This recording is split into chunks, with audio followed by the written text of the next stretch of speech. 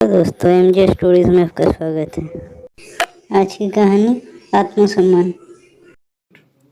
नहीं आऊंगी, मैं कभी नहीं आऊंगी। जिस घर में मुझे और मेरे बच्चे को इज्जत नहीं मिल सकता, हक नहीं मिल सकता, वहां मैं कभी नहीं आऊंगी। ससुराल से निकलते समय कहे गए अपने शब्द दिव्या आज भी भूली नहीं थी, लेकिन पति के मुन्ने सहित लौट आने के अनुरोध पत्र और हालत के मद्देनजर उसे लौटना पड़ा। मायके से ससुराल तक की यात्रा तय करने के बाद कश्मीरी गेट दिल्ली के बस अड्डे पर बैठी दिव्या गोद में मुन्ने को लिए पति की प्रतीक्षा कर रही थी। गुजरा हुआ कल उसे वर्तमान से बार बार खींचकर अतीत में ले जा रहा था।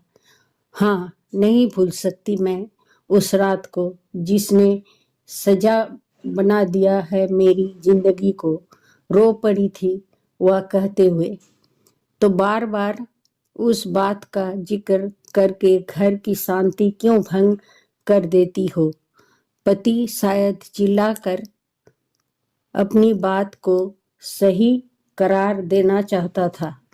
शिवम की गुस्से लाल आंखें मानो दिव्या से इस बात पर चुप्पी चाहती हो, मानो उसके मन में दिव्या के लिए अपवित्रता की ईर्ष्या ने जन्म ले लिया हो, इसलिए कि उसमें मेरा कोई दोष नहीं था और वह जो भी था आपके अपनों में से ही था।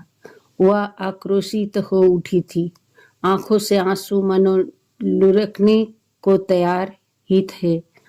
मुन्ना के रोने से सहसा ही वह अतीत से उबर आई। मुन्ने को बहलाने के बाद उसने घड़ी में समय देखा तो उसे कुछ चिंता सी होने लगी।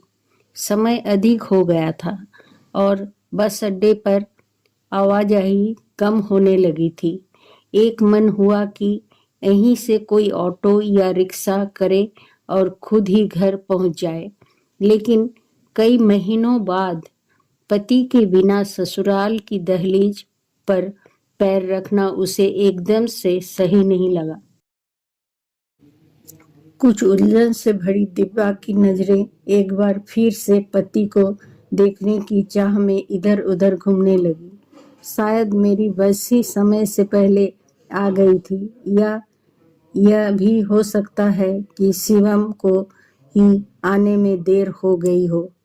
अपने मन को तसल्ली देकर वह फिर अपने अतीत में डूबने लगी थी।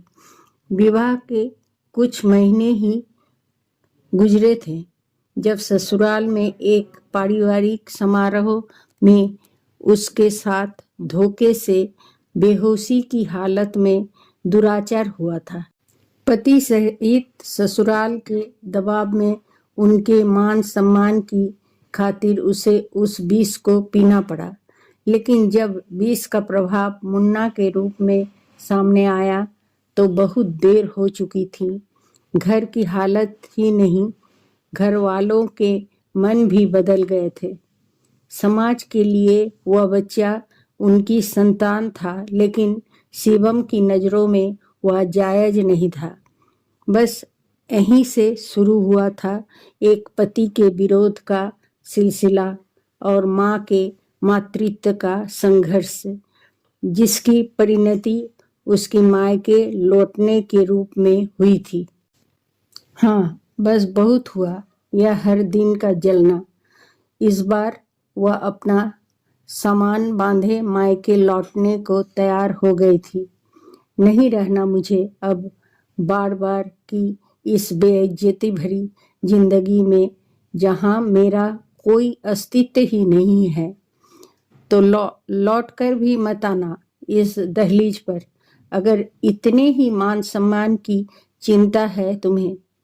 शिवम के कहे इन शब्दों में जैसे पूरी ससुराल की आवाज शामिल थी उस दिन।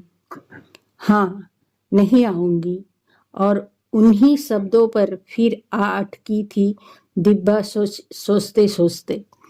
क्या सोच रही हो दिब्बा? सामने आ खड़े हुए शिवम की आवाज ने जैसे उसे एक गहरी खाई में से वापस जमीन की तरफ लाकर खड़ा किया। जी कुछ नहीं, उसने सामान समेटते हुए शिवम को जवाब दिया। जेठ जी की अचानक गुजर जाने का सुनकर बहुत दुख हुआ। मनुष्य के कर्म उसके आगे आगे चलते हैं दिव्या। शिवम के स्वर में गंभीरता थी। शायद यही उनके कर्मों का फल था। चलो घर चलें। अपनी बात पूरी करते हुए पति ने दिब्बा के हाथ से मुन्ने को उठा गोद में ले लिया। इस अप्रत्याशित क्रिया से जहां दिब्बा के मन में खुशी की लहर उठी, वहीं वह अपनी हैरानी को भी दबा नहीं सकी थी। आपने मेरे मुन्ने को गोद में उठाया?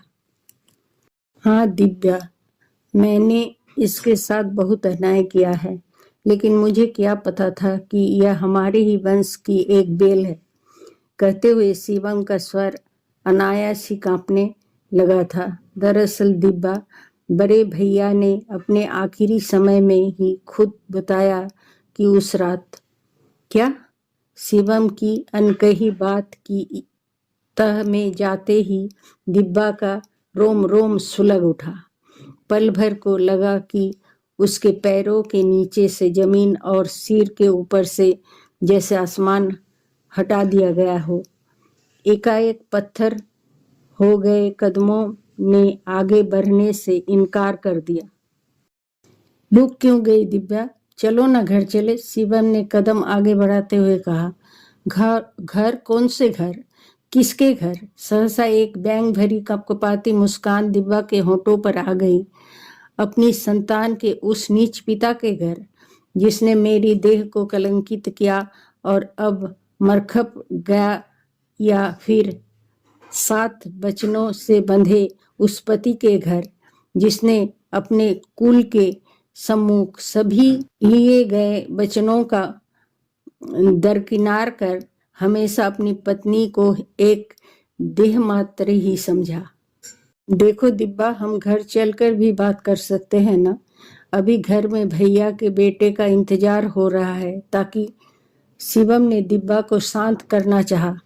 भैया का बेटा? हाँ, उसी का बेटा, मेरा नहीं। अब मेरा है भी नहीं। दिब्बा के चेहरे पर रोष झलक आया था। अब मुझे चाहिए भी नहीं यह।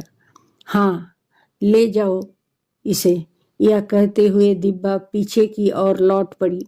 दिब्बा दिब्बा शिवम उसे पुकार रहा था, लेकिन दिब्बा वापस पीछे लौटते हुए उसी बस में जा सवार हुई जिससे कुछ देर पहले ही वह अपने पति के शहर लौटी थी।